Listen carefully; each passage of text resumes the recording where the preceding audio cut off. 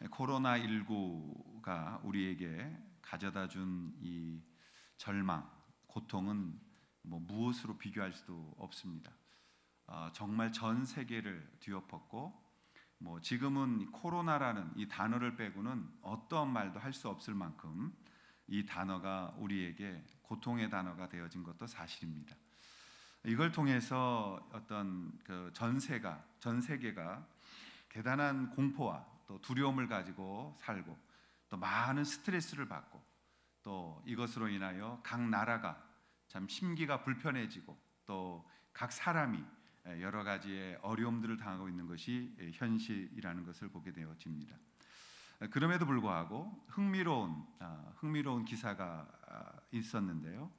그 CNN에서 보도가 되어졌는데, 미국의 아주 좋은 대학 스탠포드 대학에서 그 지구 시스템 과학부의 마셜 버크라는 교수가 이런 국제 과학자 단체인 GFED라는 그런 기고한 글이 있었습니다. 흥미로웠는데 그 길이 뭐냐면, 이 버크 교수가 그 중국이 이 코로나로 인해서 많은 사람들의 생명을 살렸다, 이런 기사가 난 거예요.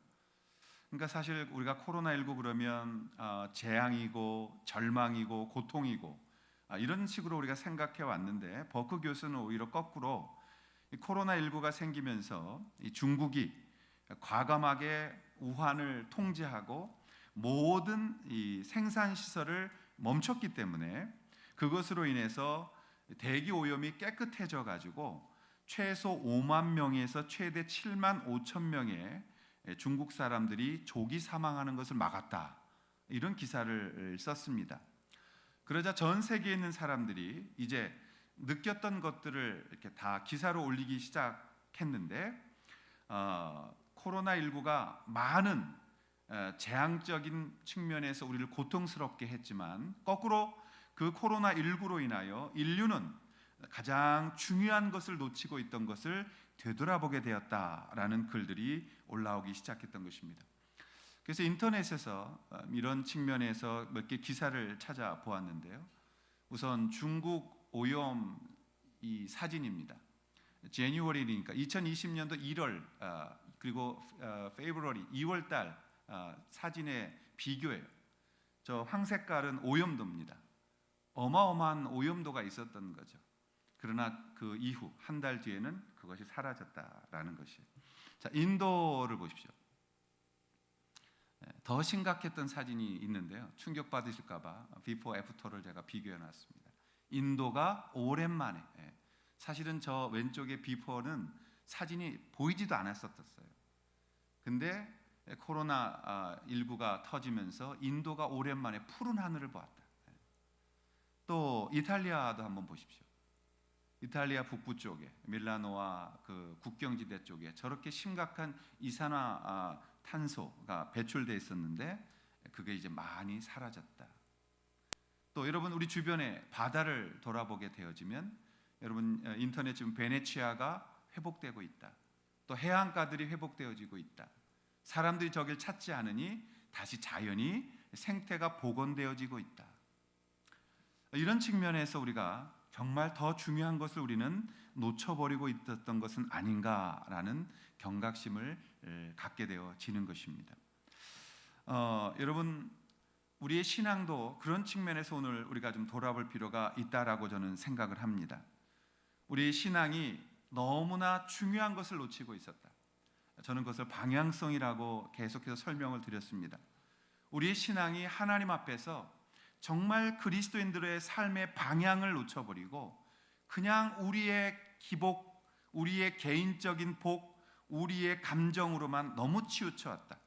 그 결과로 오늘날 우리는 가장 신앙생활에서 중요한 키워드는 순종이 되어져야 하는데, 순종이 아니라 어느덧 우리도 세상의 이 포스트 모더니즘 시대에 동화되어지면서 내 자신이 신앙의 키워드가 되어 있는 것을 우리가 보게 되어진 것입니다.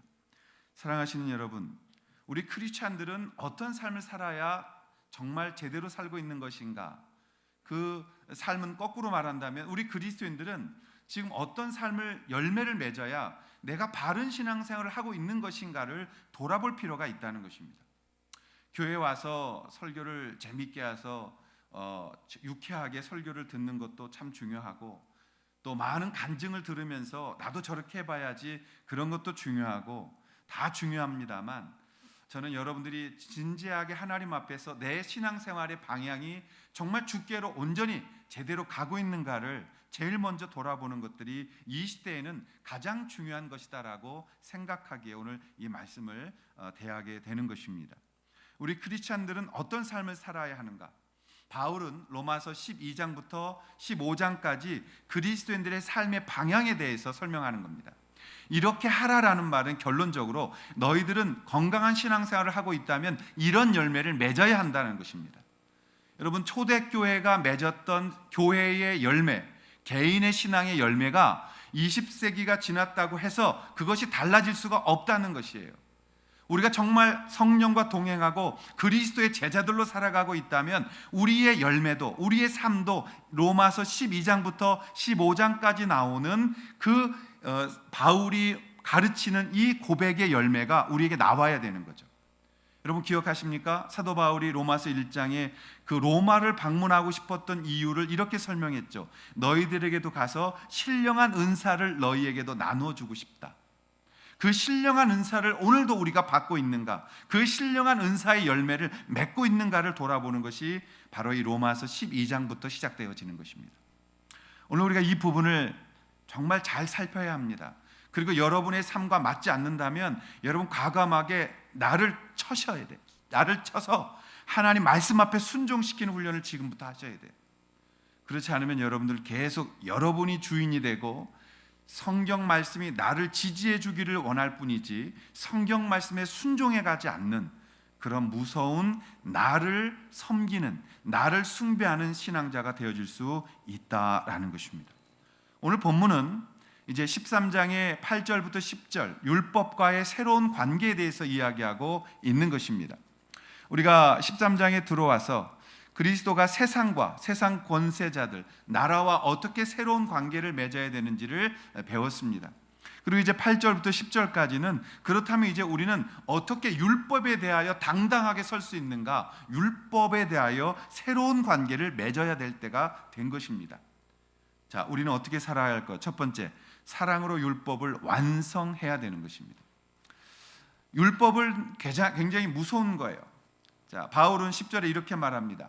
사랑은 이웃에게 악을 행하지 아니하나니 그러므로 사랑은 율법의 완성이니라. 여러분, 우리가 율법을 지킬 수 있습니까? 못 지킵니다. 10계명을 지킬 수 있나요? 못 지킵니다. 그런데 율법을 어기는 한 우리는 계속해서 죄를 범하는 자가 되어지는 것입니다. 그런데 우리가 이제 율법을 온전히 지킨 자가 되어질 수 있게 되어진 거죠. 그 방법이 뭐냐면 바로 사랑을 행하는 것입니다. 우리가 예수 그리스도를 믿은 자가 되어져서 모든 율법은 사랑할 때 완성되어지는 것이다 라고 말씀하셨어요. 마태복음 22장 35절부터 40절에 보시면 예수께서 어느 율법사에게 정확하게 율법을 정의하셨어요. 율법사가 왔습니다. 율법사가, 그러니까 율법을 연구하고 율법을 가르치는 그 율법사가 예수를 시험하려고 와서 물어요. 선생님, 율법 중에서 어느 계명이 가장 큽니까? 그러자 예수께서 신명기에 주셨던 말씀, 내 마음을 다하고 내 뜻을 다하고 주 너의 하나님 사랑하고, 그것이 크고 첫째 되는 계명이요 둘째도 이와 같으니 내 이웃을 내 자신같이 사랑하라 하셨으니 이 두 계명이 온 율법과 선지자의 강령이니라. 강령이라는 것은 가장 큰 명령이다, 이런 뜻이에요. 영어 성경에는 읽어보면 이게 더 분명하게 표현이 되어져 있는데 hang on이라는 단어가 쓰여져 있어요. 그러니까 이 모든 율법은 하나님 사랑해라, 이웃 사랑하라는 이 율법 아래에 다 매달려 있다는 것이에요. 여러분, 우리가 모든 율법을 지킬 수 있는 비결이 뭐냐, 방법이 뭐냐, 예수님 믿고 사랑하는 것입니다. 그렇게 되어질 때에 우리가 온전하게 모든 율법을 지킨 자가 되어졌다라고 인정받게 되어진다는 것입니다. 이 코로나 바이러스를 이제 분석을 해보면 이 코로나 바이러스가 갖고 있는 독특한 무서운 성질이 있다는 것입니다. 이거를 어떻게 죽이는지를 아직 못 찾아내서 백신이 못 나오고 있는 거예요. 질병관리본부에 의하면 이 신종 코로나 바이러스는 일반 감기 혹은 폐렴과 비슷한 발효를 냅니다. 그리고 호흡기 증상, 이 호흡에 이상이 생기도록 만드는 거죠. 그런데 이 사스 때는 박쥐를 통해서 이게 옮겨왔다 그러죠. 또 우리가 이 메르스라는 걸 겪었습니다. 그건 낙타에서 온 것이라고 그랬어요. 낙타에서 온 것. 그런데 이 짐승들로 감염이 시작되어져서 짐승들로 왔던 것이 이 신종 바이러스는 왜 무섭냐면 이 신종 코로나 바이러스는 사람 대 사람으로 무섭게 전파가 되어지는 거예요. 그러니까 그것을 잡을 수 있는 방법이 없는 거죠. 왜냐하면 이게 바로 증상이 드러나는 게 아니라 잠복되어졌다가 적당하게 증상이 없어서 사람들을 만나고 다녔는데 며칠 후에 내가 이 감염됐다는 사실을 알게 되니까 이게 걷잡을 수 없이 전 세계로 퍼져버린 것이죠. 이런 고약한 성질을 갖고 있다는 거예요. 그러면 여러분, 성경에서 말씀하시는 이 사랑이라는 건 뭐냐? 제가 이 성분 조사를 해본 거죠. 목사니까 이런 거 해야 되는 거 아니겠어요? 그래서 이 사랑은 뭐냐? 그럼 사랑이 무엇인데 과연 모든 율법을 다 이루었다라고 말할 수 있느냐? 사랑의 성분 조사를 하고 제가 이렇게 리포트를 냈습니다.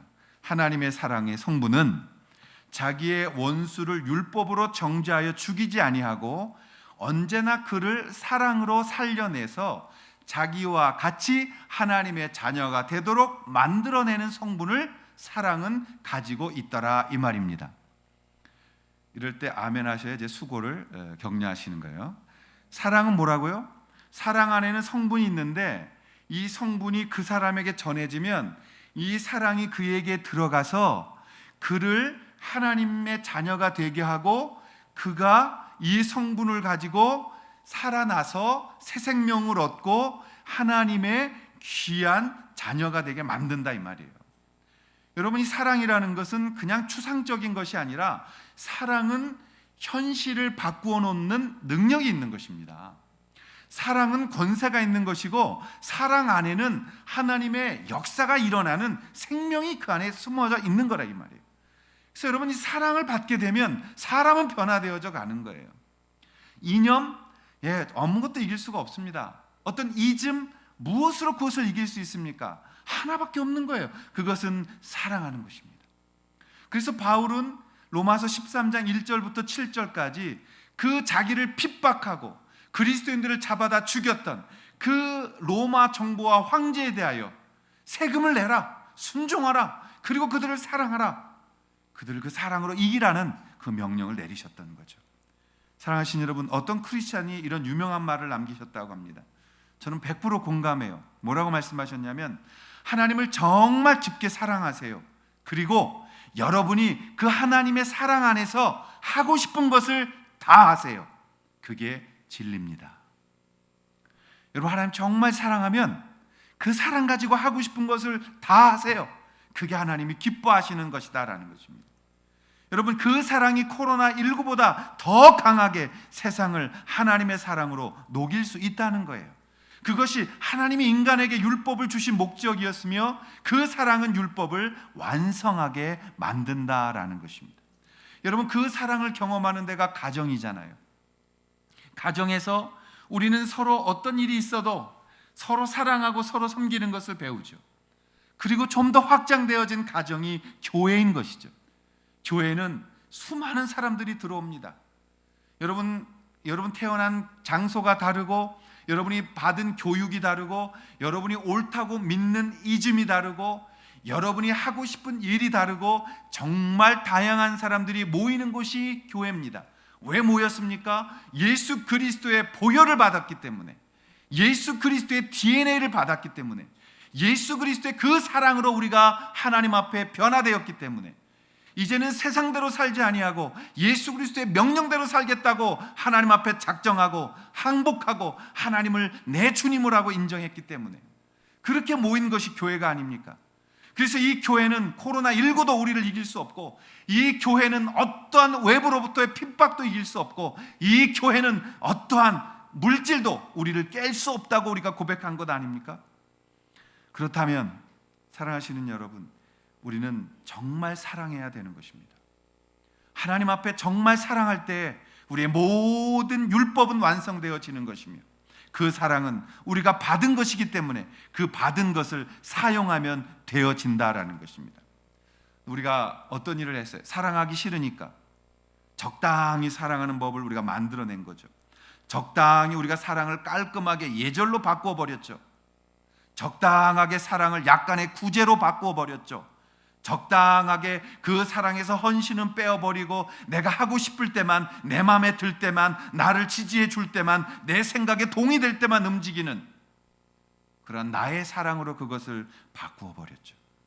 그것은 하나님이 우리에게 주셨던 아가페의 사랑이 아니에요. 그건 여러분 안에서 만들어진 신종 사랑입니다. 그 사랑은 온전한 사랑이 아니에요. 아가페의 사랑은 원수도, 나에게 손에 끼친 사람도 품고 사랑하고 용납할 수 있을 만한 그 사랑이 바로 주님의 사랑인 줄로 믿습니다. 그래서 바울은 10절 말씀처럼 이렇게 말합니다. 사랑은 이웃에게 악을 행하지 아니하나니 그러므로 사랑은 율법의 완성이니라. 사랑하신 여러분, 여기서 이웃에게 악을 행하지 않는다라는 말이 무엇일까요? 단순하게 나쁜 짓을 하지 않는다라는 것만이 아니라 여기에는 좀 더 깊은 뜻이 있습니다. 그것은 악한 자리에서 떠나가서 자신들만 깨끗하다고 말하지 말고 이 약속에서 선행을 행하면서 그 사회의 악한 것을 이겨내라는 아주 강력한 적극적인 뜻을 가지고 있다는 걸 기억하셔야 돼요. 이게 굉장히 중요한 겁니다. 오늘날 교회들은 아주 소극적인 사랑 안에 머물러 있어요. 다른 사람한테 실수 안 하는 거, 패 끼치지 않는 거, 좀 더 예절 있게 다루는 거, 그 정도 사랑을 말하는 게 아니에요. 우리는 나라가 마음에 안 들면 이민 가버리고 교회가 마음에 안 들면 떠나가 버리고 상종 안 하는 것으로 살아왔습니다. 그러나 성경은 그렇게 사랑하지 말라고 말합니다. 어떻게 사랑하라고요? 그곳에 남아서 서로 주님의 이름으로 하나가 돼서 오직 예수 그리스도가 높임받도록 그 땅에 내가 싫어하는 정권이라 할지라도 세금을 내고 그들을 끌어안고 기도하며 그 사회가 잘 되도록 번성하도록 기도하고 축복하는 것이 바로 이웃에게 악을 행하는 게 아니다 이것입니다. 자, 이 말씀이 무엇일까요? 좀 더 우리가 한번 생각해 보겠습니다. 올해 신년 예배 때 우리가 예레미야서를 배웠습니다. 예레미야서의 아주 강력한 메시지를 우리가 신년에 받았어요. 그리고 여기 표 보면 예레미야 29장 11절 저에게 주신 말씀이었고 우리 교회가 이 말씀을 붙들고 살고자 하여 올해 우리가 예레미야 말씀을 나누었습니다.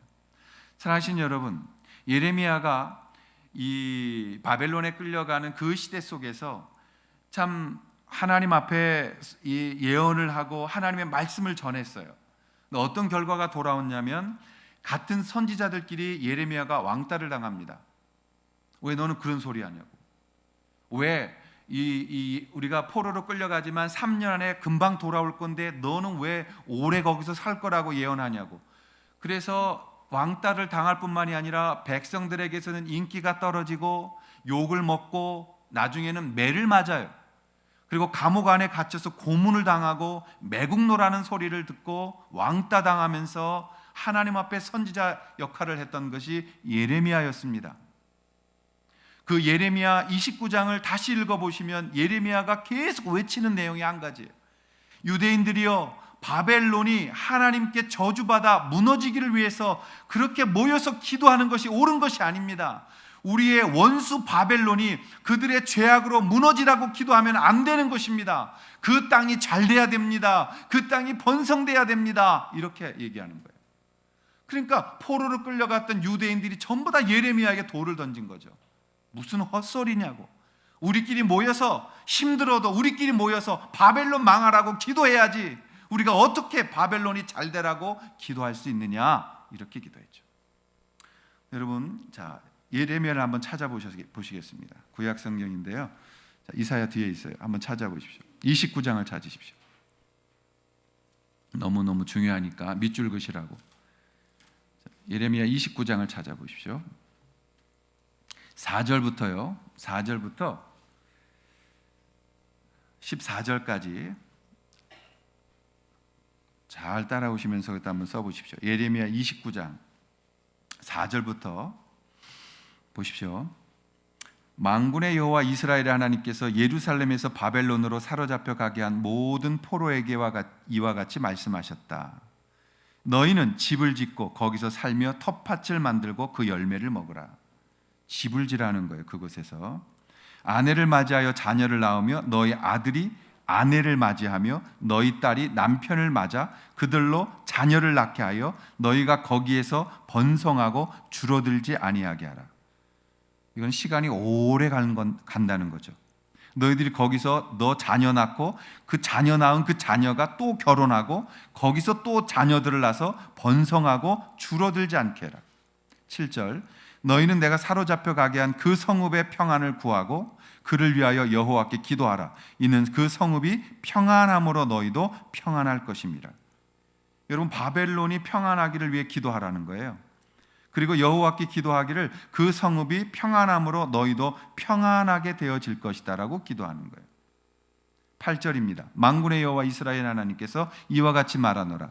너희 중에 있는 선지자들에게와 점장이에게 미혹되지 말며 너희가 꾼 꿈도 고지 듣고 믿지 말라. 여러분이 어떠한 체험을 하든 어떠한 말을 듣든 하나님의 말씀만 붙들라는 것입니다. 오늘날 귀에 듣기 좋은 소리 하는 분들 너무 많아요. 아주 여러분, 정치와 목회의 차이점은 저는 이렇게 생각합니다. 정치는 여러분들이 원하는 것 해주고 내가 국회의원 돼서 내 일을 하는 게 정치예요. 그러나 목회는 여러분이 좋아하는 것에 내가 무엇을 던지는 게 아니라 하나님 말씀을 여러분에게 던지는 거기 때문에 예레미야처럼 욕을 먹을 수도 있는 거예요. 그건 어쩔 수 없는 거죠. 제가 여러분과 함께 정치하려고 모인 것은 아니니까요. 여러분, 예레미야에게 하나님께서 말씀하셨고 이스라엘 백성에게 말하는 거예요. 점쟁이에게 미혹되지 말고 너희 중에 있는 선지자들에게 미혹되지 말고 꿈꿔도 그 꿈을 믿지 말고 오직 하나님의 말씀만 붙들어라. 그렇다고 우리가 다 잘한다, 우리만 잘났다 이런 말 하는 거 아니잖아요. 우리도 하나님 앞에서 말씀 앞에 떠나서는 동일하겠죠. 자, 9절 내가 그들을 보내지 아니하였어도 그들이 내 이름으로 거짓을 예언함이라. 여호와의 말씀이니라. 여호와께서 이와 같이 말씀하시니라. 바벨론에서 70년이 차면 내가 너희를 돌보고 나의 선한 말을 너희에게 성취하여 너희를 이곳으로 돌아오게 하리라. 여호와의 말씀이니라. 너희를 향한 나의 생각을 내가 아나니 무엇입니까? 평안이요 재앙이 아니니라. 너희에게 미래와 희망을 주는 것이니라. 너희가 내게 부르짖으며 내게 와서 기도하면 내가 너희들의 기도를 들을 것이요 너희가 온 마음으로 나를 구하면 나를 찾을 것이요 나를 만나리라. 이것은 여호와의 말씀이니라. 나는 너희들을 만날 것이며 너희를 포로들 중에서 다시 돌아오게 하되 내가 쫓아 보내었던 나라들과 모든 곳에서 모아 사로잡혀 떠났던 그곳으로 돌아오게 하리라. 이것은 여호와의 말씀이니라. 여러분, 이 말씀이 무슨 뜻입니까? 너희들이 그들을 심판하면 안 된다는 것이에요. 너희들이 그들이 미워도 심판은 너희들이 하는 것이 아니다는 것입니다. 나의 시간표에 의해서 내가 판단할 것이다. 오히려 너희들은 그 땅에서 해야 될 일이 뭐냐? 나의 말을 순종하고 오히려 바벨론이 잘 되며 그곳에 집을 짓고 경제가 번성하고 그 땅이 잘 되어 너희들이 그곳에 있어야 할 이유가 그들을 축복하고 그들이 주께로 돌아오도록 만드는 것에 너희들을 보낸 것이지, 너희들이 거기서 그들을 저주하고 그들을 위하여 망하라고 기도하는 그러한 일로 너희를 보낸 것이 아니다라는 것을 말씀하고 있는 것이죠. 사랑하시는 여러분, 바울이 말하는 것이 바로 이것이 이웃에게 악을 행하지 말라. 악을 행하지 말라라는 이 뜻이 바로 적극적으로 우리의 이웃들이 잘 되며 이 사회가 잘 되며 이 나라가 잘 되도록 우리가 더 열심히 기도하고 사랑하고 품어야 된다는 것을 말씀하고 있는 거예요. 그러지 않으면 세상은 변하지 않습니다.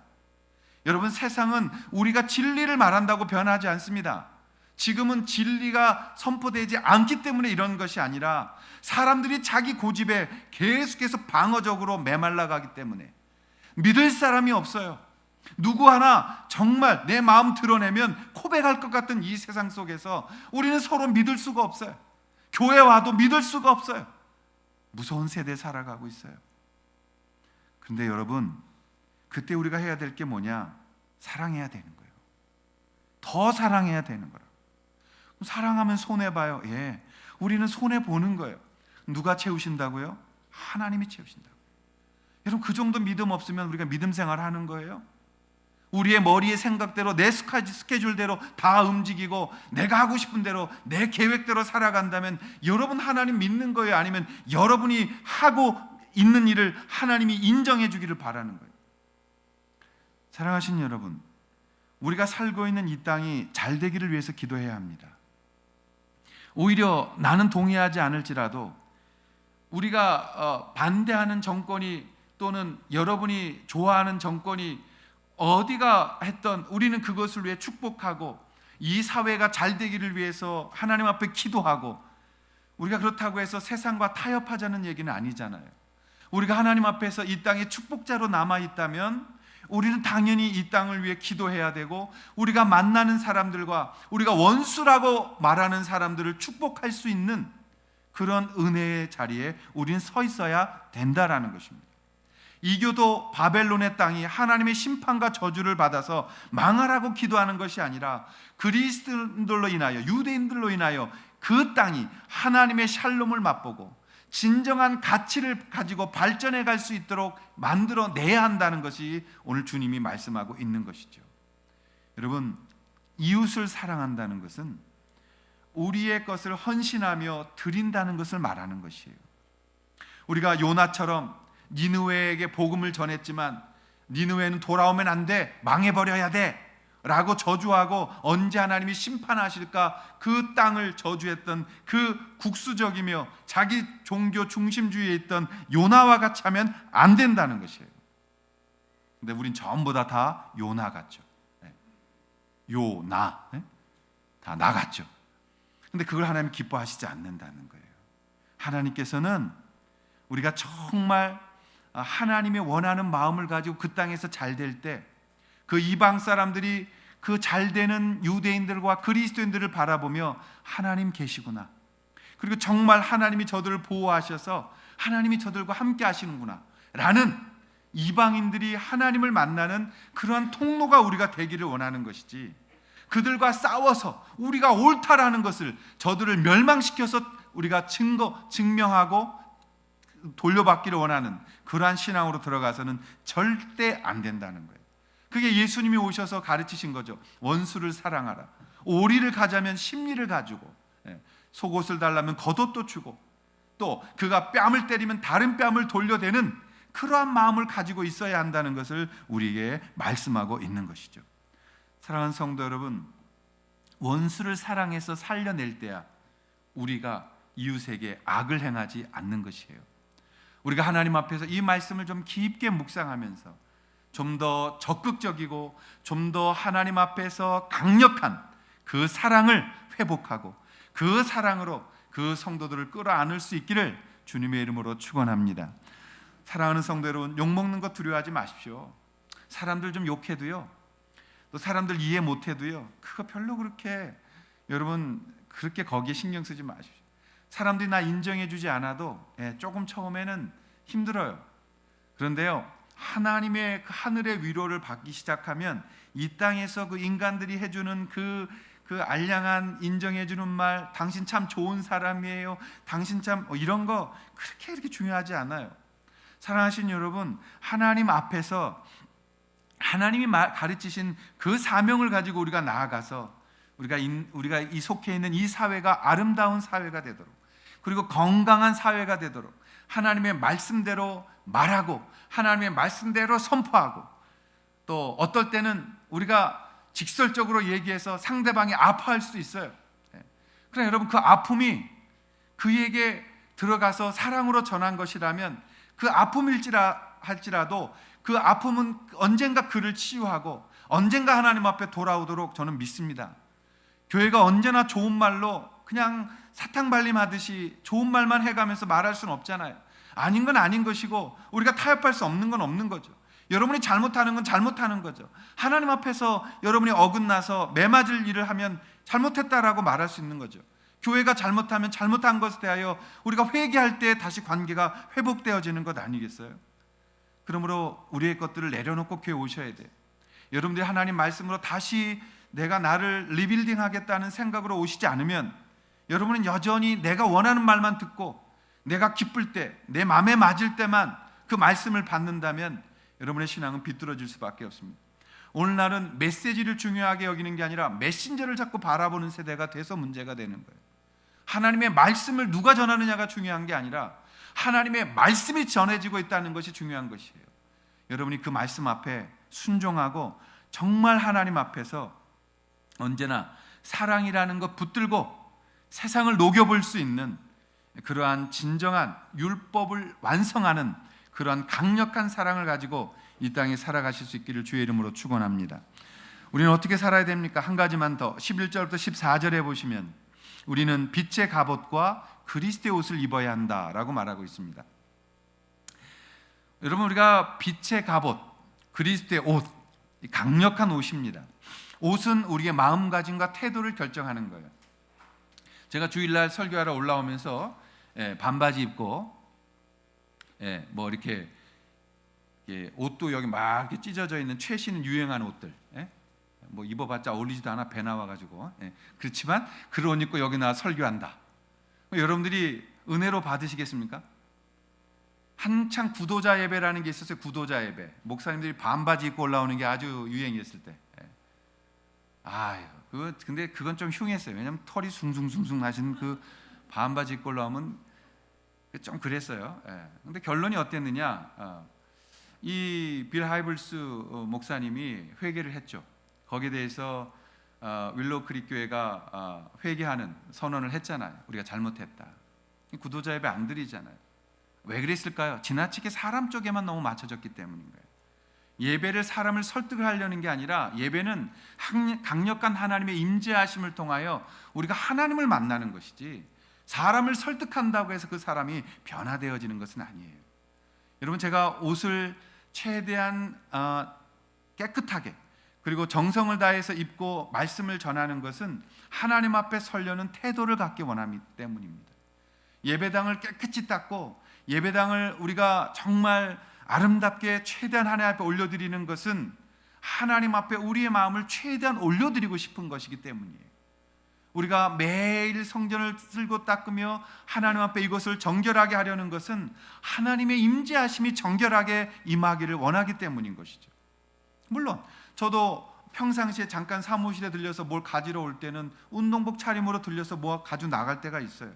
그러나 언제나 하나님 앞에서 내가 정해진 시간에 교회를 지키러 나올 때에는 가능한 한 양복을 다 입고 나오죠.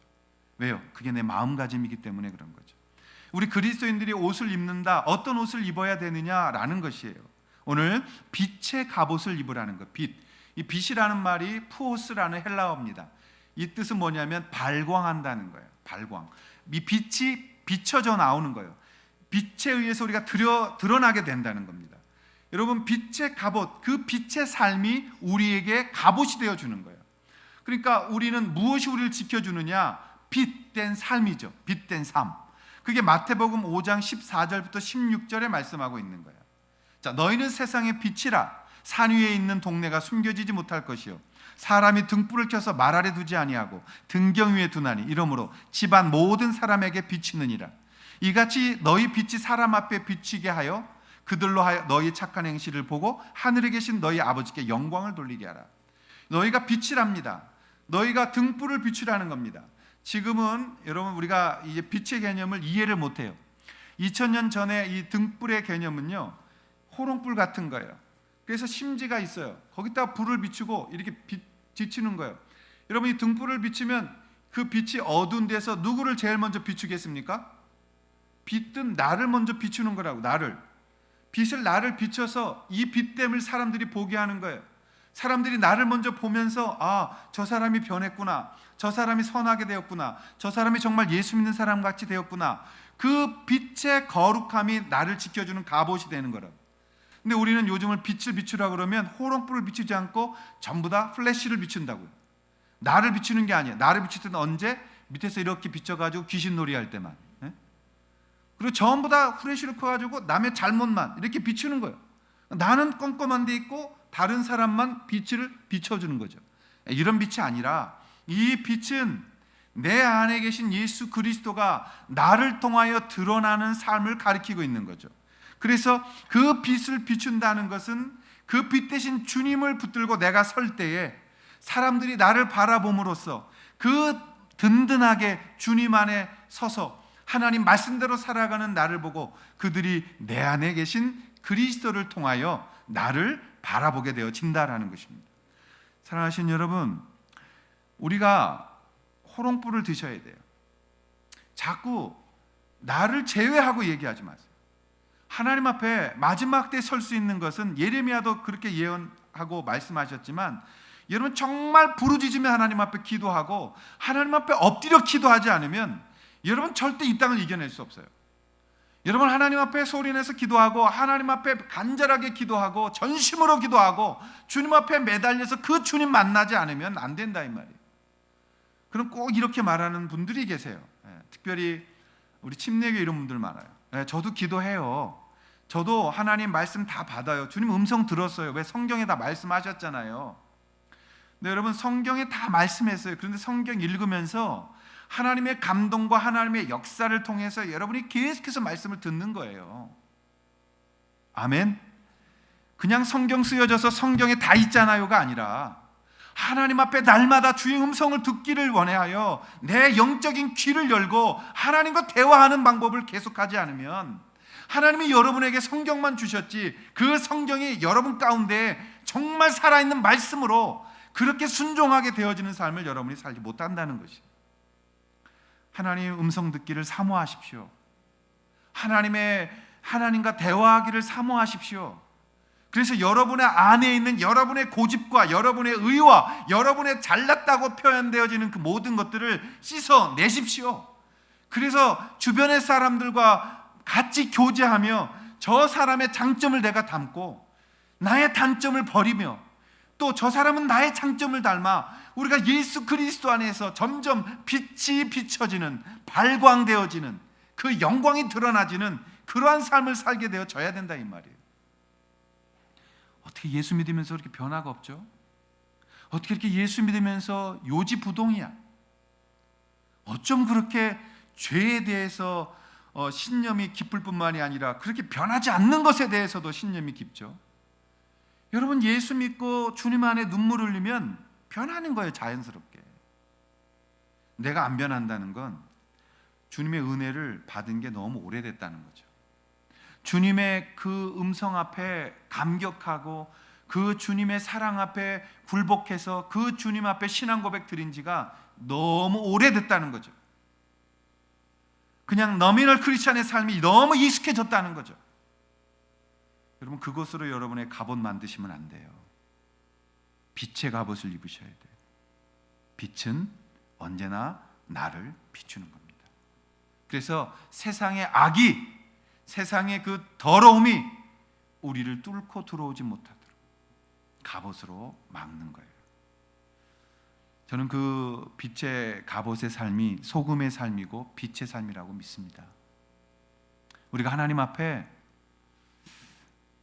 그냥 못됐다는 소리 들으면 안 되죠. 하나님 앞에 빛의 자녀들로서 나누며 주고 받는 이게 이루어져야 되는 거죠. 교회가 주고 받는 것이 안 되면 교회가 아닌 거죠. 영적인 것도 주고받고 육신적인 것도 주고받고 물질도 주고받는 거죠. 하나님 앞에 우리가 사랑도 주고받고 그럼 그게 없으면 무슨 교회예요?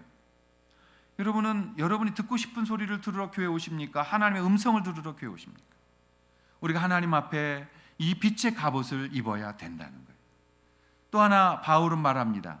예수 그리스도의 옷을 입으라는 거죠. 적극적인 부분을 말하는 거죠. 예수 그리스도로 옷을 입는다. 예수님처럼 보여야 한다는 거죠. 여러분 우리가 예수님의 옷을 입으면 예수님처럼 보이지 않겠습니까? 그래서 예수님처럼 판단하고 예수님처럼 생각하고 예수님처럼 행동하는 그러한 삶이 우리 안에서 나와야 되지 않겠습니까? 세상 사람들이 처음엔 그럴 거예요. 저 사람 바보 같아. 저 사람 자기 생각도 없나 봐. 저 사람 되게 웃긴 사람이야. 그런데 여러분 그렇게 살아갈 때 어느 날 그 사람이 드디어 저 사람 안에는 정말 예수님이 있어. 저 사람은 정말 예수 믿는 사람 같아 라는 예수 그리스도를 그들이 만나게 되어진다는 것이죠. 코로나 사태 이것으로 인해서 2개월 동안 얼굴 못 본 분들 많아요. 여러분 솔직히 말해서 주일날은 그래 사람 이렇게 많아서 위험해서 교회 못 왔다고 치자고요. 주중에 아무도 없는데 왜 한 번도 교회 안 오는 거예요? 여기 오신 분들은 방송 듣는 여러분, 예? 아니 주중에는 아무도 없는데 무슨 걱정이 있어서 한 번도 안 들리냐고. 무슨 배짱으로 2달이나 지났는데 교회 한 번도 안 오냐고. 예? 여러분 주님 안에 오셔야 돼요. 그래서 기도하고 정말 주님 안에 서지 않으면 정말 코로나19보다 더 무서운 병이 우리 안에 슬그머니 들어와서 자리 잡습니다. 그게 뭐냐? 교회의 무관심병이고, 그 병은 결국 가치관의 상실, 가치관의 실종이라는 병을 만들어내는 거예요. 우리의 가치가 어디에 있느냐? 내가 무엇을 위해 살아가고 있느냐? 나는 어디에 가치를 두고 오늘을 살고 있는가가 우리 안에 사라지고 있는 거예요. 사랑하신 여러분, 이 무서운 질병이 교회 안에 침투하고 있는 거예요. 그리고 교회를 오염시켜가고 있는 거예요. 여러분 기도하면서 예레미야의 마음처럼 눈물을 흘려야 해요. 하나님 앞에 새벽에 그리고 점심에 저녁에 정말 이곳에 와서 기도하고 눈물로 흘리는 자들, 그들로 인하여 하나님의 나라는 확장되어져 갈 것입니다. 저는 여러분들이 그 예레미야의 마음으로 이곳에 나와 엎드려 기도하실 수 있기를 바랍니다. 그리고 그곳에서 흘리는 그 눈물을 주님이 보시며 우리를 불쌍히 여기셔서 정말 주님의 마음에 합당한 자로 우리를 바로 세우시고 온전하게 예수 그리스도의 빛의 갑옷과 예수 그리스도의 이름의 옷을 입은 사람으로 세워주실 줄 믿습니다. 코로나 사태가 끝나면 우리는 이제 다른 교회의 패턴을 맞이하게 될 겁니다. 코로나라는 이 사태의 이전과 이후는 대단히 많은 것들이 바뀌게 될 겁니다. 이제 우리의 생활은 점점 걷잡을 수 없고 이해할 수 없는 세상으로 더 들어가게 되어질 것입니다. 코로나 사태 이후에 우리가 만나야 하는 시대는 정말 우리가 만나는 새로운 시대가 되어질 겁니다. 많은 분들이 이스라엘 백성들이 포로로 끌려갔다가 바벨론에서 이스라엘로 돌아오는 모습과 같을지 모르겠습니다. 아니 더 두려운 것은 그 중엔 돌아오지 않는 분들도 계실까 봐 솔직히 더 마음이 아픕니다. 어디에 계시든 예수로 옷 입으시기를 바랍니다. 어디에 있든 예배자의 모습으로 게을러지지 않고 더 주님 사랑하실 수 있기를 바랍니다. 여러분들의 마음이 말세를 맞이하면서 차가운 겨울이 되지 않도록 조심하시길 바랍니다. 주님은 곧 오실 겁니다. 주님은 지금도 우리를 지켜보고 계시고 정말 우리 가운데 어떻게 하실지를 결정하고 계실 겁니다. 사랑하신 여러분, 이 설교를 듣는 모든 분들 예수님의 이름으로 옷 입으시고 그리고 빛의 갑옷으로 무장하시기를 바랍니다. 그 옷이, 그 예수의 이름이 우리를 보호할 것이며 그 갑옷이 귀찮고 무거운 것 같았을지라도 결국 그 빛의 갑옷이 우리를 주님 날까지 견디게 할 것이라는 것을 믿습니다. 주님이 여러분들을 사랑하셨기에 예수 그리스도를 믿게 하셨다면 마지막 끝날까지 견디게 하시고 인내게 하시고 승리하게 하실 줄로 믿습니다.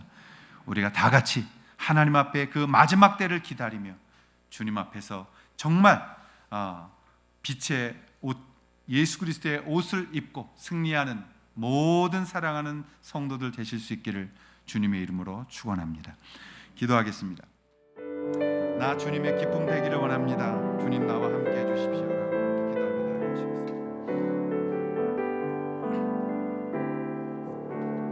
나 주님의 기쁨 되길 원하네. 내 마음을 새롭게 하소서. 새 부대가 되게 하여 주사.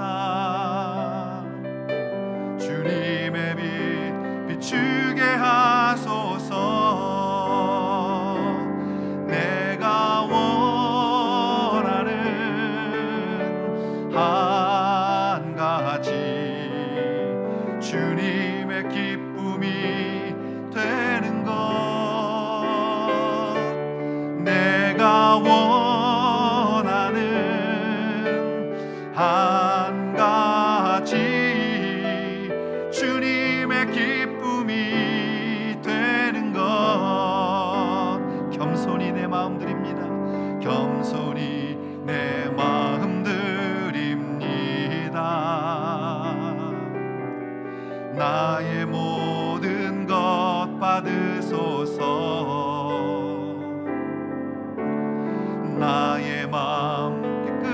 씻어 주사 주의 길로 행하게 하소서. 내가 원하는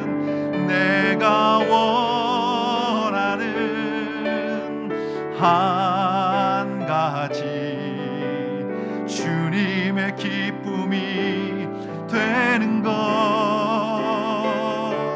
내가 원하는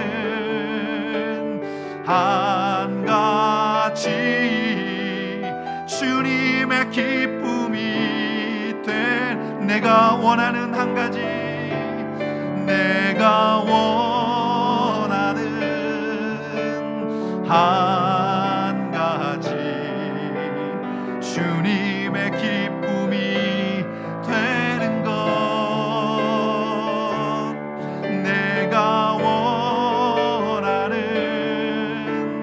한 가지 주님의 기쁨이 되는 것. 새롭게 하소서. 새롭게 하소서. 새롭게 하소서. 새롭게 하소서. 늘 새롭게 하소서. 해 아래 새 것이 없나니 이제 인살이신 주 보라 새롭게 되니 비전을 놀라운 건데 찬양하세 우리 주. 오 주여 영광 받으소서. 새롭게 하소서. 아멘. 새롭게 하소서. 새롭게 하소서. 늘 새롭게 하소. 우리 한 번만 통성으로 기도하며 나아가겠습니다. 이 시간에 기도할 때 하나님 아버지, 묵은 것들 다 내버리게 허락하여 주시옵소서. 나를 빛의 갑옷으로 입히신 주님 예수 그리스도의 옷 입게 하여 주시옵소서. 예수 그리스도의 이름으로 날마다 새롭게 변화되게 하여 주시옵소서. 그런즉 그리스도 예수 안에 있으면 새로운 피조물이라. 보라 이전 것은 지나갔으니 새 것이 되었다고 말씀하셨습니다. 하나님 아버지, 날마다 새로운 피조물 되어 주님을 기쁘시게 하게 하고 주님을 닮아가게 하여 주시옵소서라고 우리 한번 같이 1분간만 통성으로 기도하며 나아가겠습니다. 기도하겠습니다. 오 하나님 아버지, 우리가 주님 앞에 이 기쁨으로 주님 앞에 기도하며 나아갑니다. 아버지 하나님, 역사해 주시고 성령이 붙들어 주시기를 간절히 원합니다. 하나님 아버지, 도와주시고 성령이 인도하여 주시옵소서. 하나님 아버지, 날마다 우리를 새롭게 하여 주시옵소서. 변화되게 허락하여 주시옵소서. 변하게 허락하여 주시옵소서. 하나님, 성령으로 인하여 나를 날마다 새롭게 변화되도록 인도하여 주시옵소서. 오늘도 육신이 변하지만 영혼이 변하지 않으면 아무것도 아닌 것입니다. 하나님 아버지, 변화되는 삶 될 수 있도록 인도하여 주시옵소서. 오 하나님 아버지, 변화되는 인생 되도록 인도하여 주시옵소서. 하나님 아버지, 우리를 변화시켜 주시고 기도하는 자들 되게 허락하여 주시옵시고 기도 속에 주님 만나게 하여 주시옵시고 변화되는 삶이 되게 허락하여 주옵소서. 강건하게 하시고 담대하게 하시고 승리하는 인생 되게 허락하여 주시옵소서. 하나님 아버지, 우리를 붙잡아 주시고 믿사오니 성령이여 인도하여 주시옵소서. 아버지 하나님, 내가 원하는 한 가지 주님의 기쁨 되는 것이오니 그렇게 되게 허락하여 주시옵소서. 도와주시옵소서. 내가 원하는 한 가지 주님의 기쁨이 되는 것. 아멘. 주님, 그렇습니다. 내가 원하는 한 가지 주님의 기쁨이 돼. 우리 마지막으로 한 번만 더 고백하십시다. 내가 원하는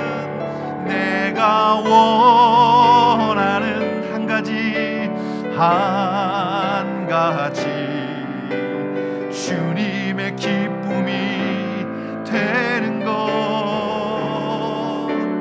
내가